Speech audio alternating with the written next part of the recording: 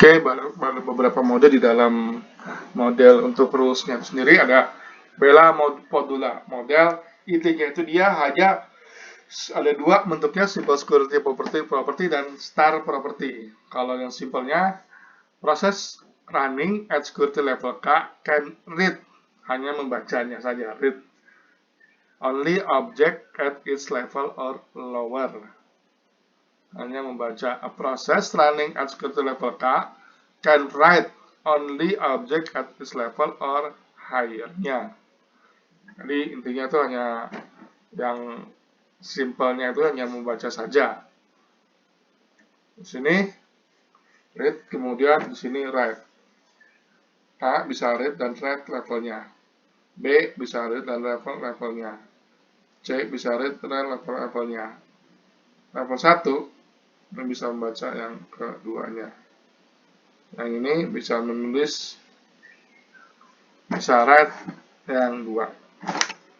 Di sini B, nah ini bisa di-write oleh nomor 3-nya dan seterusnya. Ini model dari Bella Modula model. Nah, kemudian ada lagi Biba model. Simple integrity principle-nya, proses running at security level K can write only object at its level or lower. No write up, hanya menulisnya. Start integrity prosesnya hanya proses running at security level K can read only object at its level or higher. No read down. Ini kalau yang star propertinya. Kemudian cover channel ada client, server, dan kolaborator. Di sini ada di mana si kolaborator itu ada memungkinkan untuk mengambil data di dalam kernelnya antara data client dan servernya. Di sini bisa dilihat seperti ini. Nah, datanya bisa leak ke operatornya. Kemudian cover channel using file logging seperti ini, server log level to send 1. Di sini dikirim data-datanya, data filenya itu di log. File logging, jadi tidak bisa melakukan akses read dan write untuk selain daripada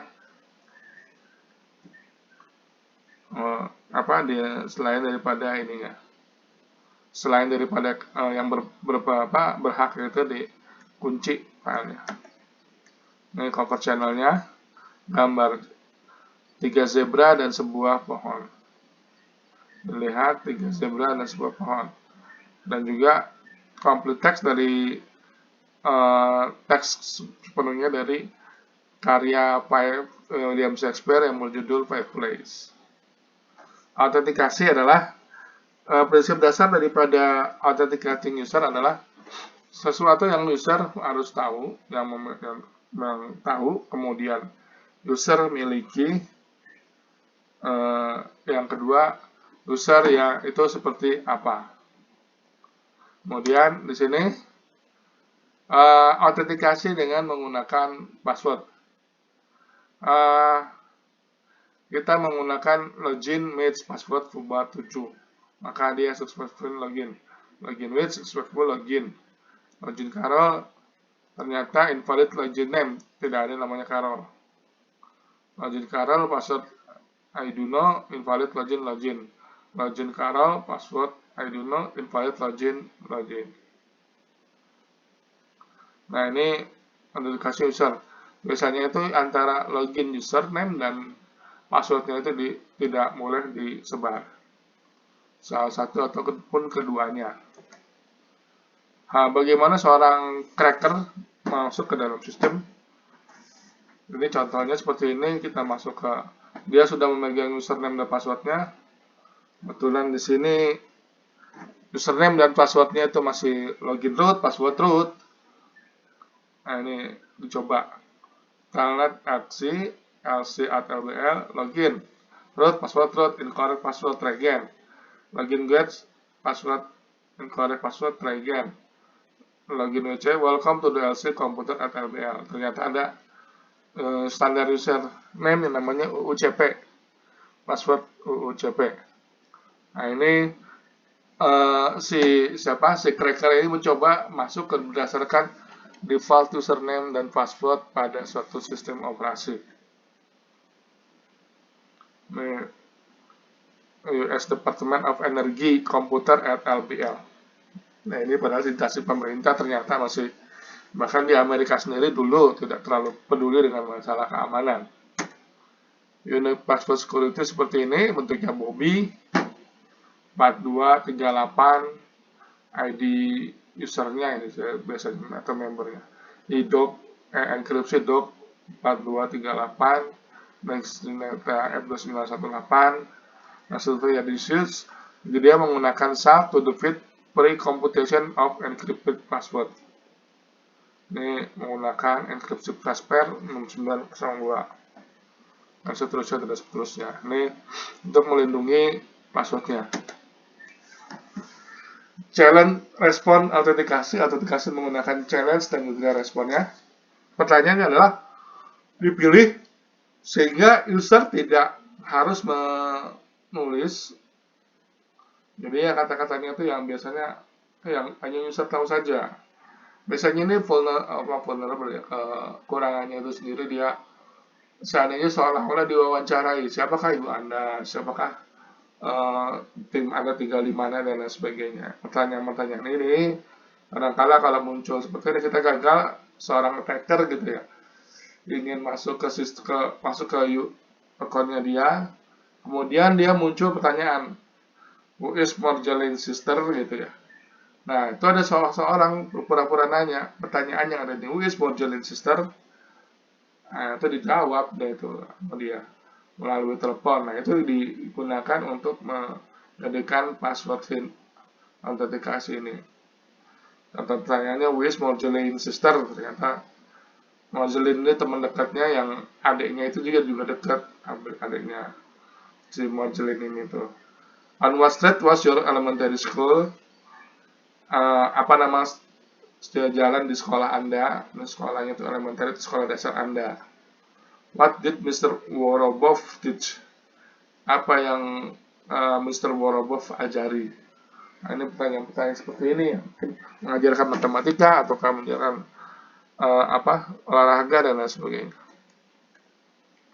Menggunakan objek fisik gitu ya. Contohnya di sini kita menggunakan smart card. Smart card, compute, response, smart card reader, masuk, challenge send to smart card, response, send back.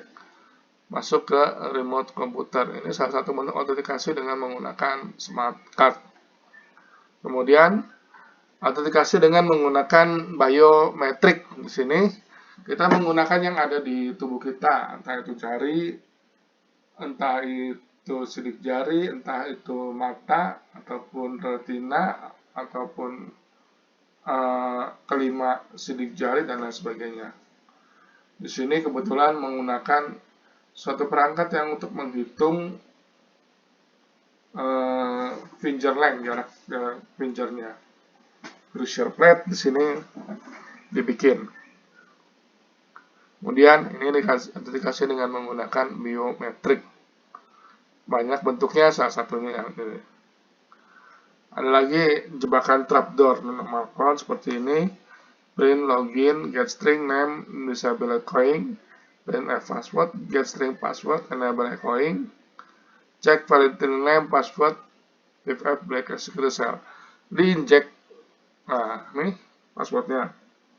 Print F login, disable aja print get ready, check if F break start copy name Z sama dengan 0 break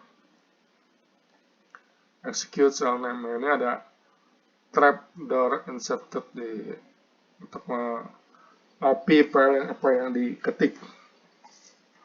Nah ini disebut sebagai trapdoor. Dia si user ini cuma masukkan password tapi dilihat isi passwordnya atau apa. Ini bagian daripada trapdoor, jebakan pintu jebakan. Login spoofing itu ya bentuknya biasanya sama. Kadang-kala menggunakan versi lamanya daripada suatu aplikasi. Dulu ada istilahnya tuh klik BCA, tampilannya mirip, bahkan ada yang mirip 100% juga ada. Dulu untuk mengkopian dari suatu website itu mudah karena scriptingnya awalnya itu dalam bentuk scriptingnya di client, sehingga kelihatan sekali semua data-data di HTML-nya. Komunikasinya seperti apa, seolah-olah berperilaku sama, mirip dengan klik BCA zaman dulu saya. Mungkin Anda masih kecil ya, kalau klik BCA yang pertama kali terkenal, bocor, akhirnya BCA mengeluarkan panduan untuk mengakses internet bankingnya. Exploiting code bug, eksploitasi untuk masalah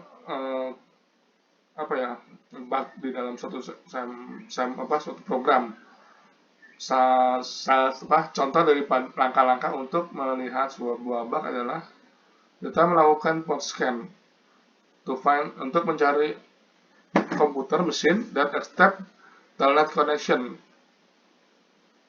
Mencari mesin yang menerima koneksi telnet. Telnet ini merupakan suatu fasilitas, kalau kita bisa masuk, kita bisa merunning programnya di dalam komputer yang lain. Kemudian kita menggunakan login dengan menggunakan login name dan password kombinasi, menggunakan username dan password yang kombinasi. Kemudian begitu masuk,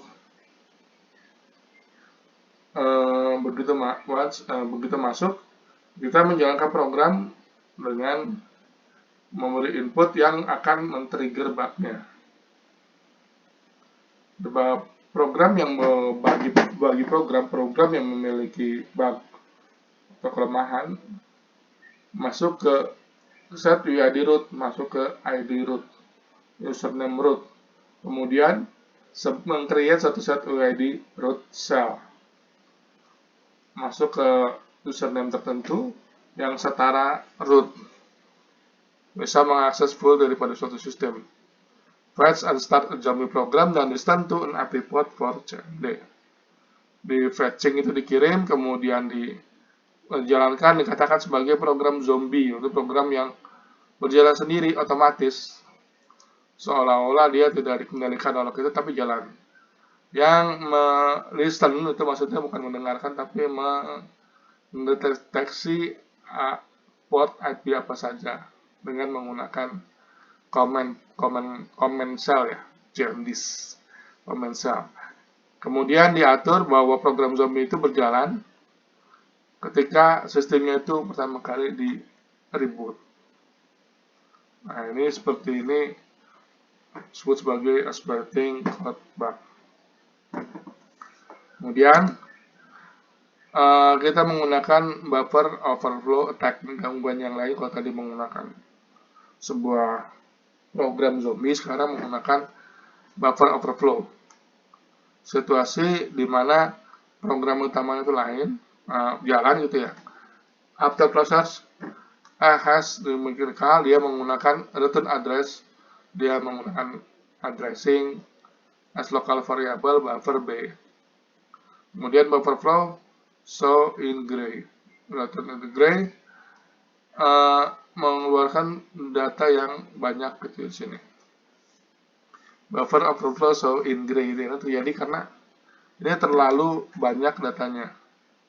Local variable awalnya hanya buffernya B, tapi ternyata lebih dari kapasitasnya, sehingga menyebabkan sistem itu menjadi lambat. Umumnya attack-nya itu menjadikan sistem berjalan lambat.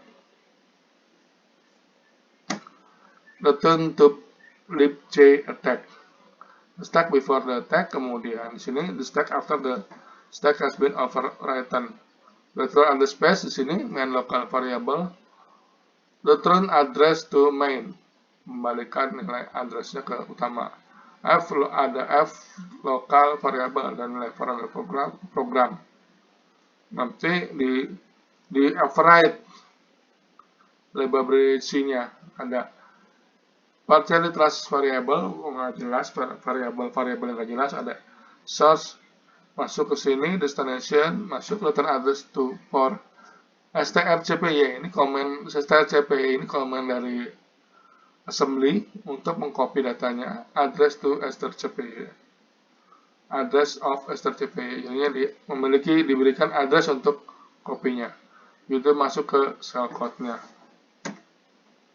Ini ada menggunakan code injection tag. Printf plus enter the source file, get search, start set can the search, start set can the strip kutip ya. Please enter name of destination file, get destination, start set can the destination system command. Menggunakan mungkin ada sini diinjeksi tadinya file seperti ini, dimasukkan karakter seperti ini. Jadi dari destination filenya ditulis.